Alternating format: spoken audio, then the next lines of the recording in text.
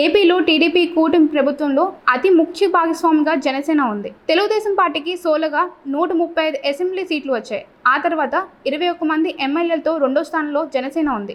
దాంతోనే ఉప ముఖ్యమంత్రిగా పవన్ ప్రాధాన్యత కలిగిన పాత్రలో ప్రభుత్వంలో ఉన్నారు.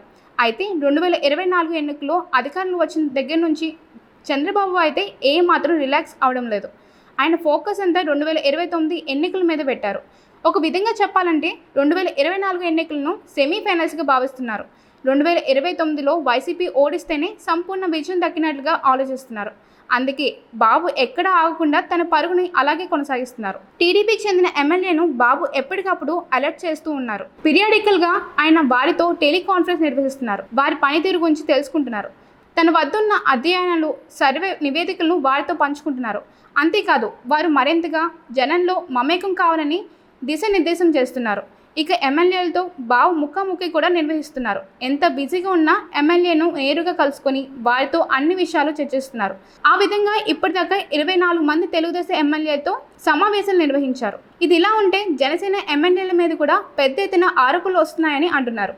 పోలవరం చెందిన జనసేన ఎమ్మెల్యేల మీద ఇటీవల వచ్చిన ఆడియో అయితే రాజకీయ కలకలం సృష్టించిందని చెప్పాలి. మాజీ మంత్రి దేవినేని ఉమా జనసేన నేతల మధ్య జరిగిన టెలిఫోన్ సంభాషణలో ఈ ఎమ్మెల్యేల మధ్య అవినీతి ప్రస్తావన వచ్చిందని అంటున్నారు. దీంతో పాటు మరికొన్ని విషయాల్లో ఇలాగే లోకల్గా ఆరోపణలు ఉన్నాయని చెప్పుకొస్తున్నారు. అధికారంలో వచ్చిన తర్వాత అందరి కళ్ళు ఎమ్మెల్యేల మీదే ఉన్నాయి. దాంతో వారి పనితీరు బాగుండాలని జనసేన అధినాయకత్వం భావిస్తుంది. మరోసారి ఈ ఎమ్మెల్యేలకు టికెట్ ఇస్తే గెలిచేలా ఉండాలని భావిస్తుంది. అందుకే పవన్ కూడా ఈ విషయంలో సీరియస్గానే ఉన్నారు అని అంటున్నారు. ఇక ఆయన అదే నెలలో ఎమ్మెల్యేలతో భేటీ అవుతారని వార్తలు కూడా వస్తున్నాయి. అంతేకాదు పనితీరు మెరుగుపరుచుకోవాలని వారికి సీరియస్గానే క్లాసెస్ ఉంటాయని అంటున్నారు. కూటమిలో మిత్రులుగా ఉన్న జనసేన, బీజేపీలకు చంద్రబాబు అనుభవమే స్ఫూర్తిగా ఉందని అంటున్నారు. తాజాగా జరిగిన మంత్రివర్గాల సమావేశంలో కూడా చంద్రబాబు మిత్రులకు ఈ విధంగా సూచనలు కూడా చేశారని అంటున్నారు. ఎమ్మెల్యేల ప్రోగ్రెస్ రిపోర్ట్ రెడీ చేసి వారి పనితీరు ఎప్పటికప్పుడు రివ్యూ చేయాలని జనసేన, బీజేపీలను కోరుతున్నట్లుగా చెప్తున్నారు. దీంతో జనసేన, బీజేపీ అధినాయకత్వం ఆ దిశగా తమ పార్టీ ఎమ్మెల్యేల మీద ఫోకస్ పెట్టారని అంటున్నారు. 2029 ఎన్నికల్లో కూడా మిత్రులతో కలిసి వచ్చి పనిచేయడానికి చంద్రబాబు చూస్తున్నారని అంటున్నారు.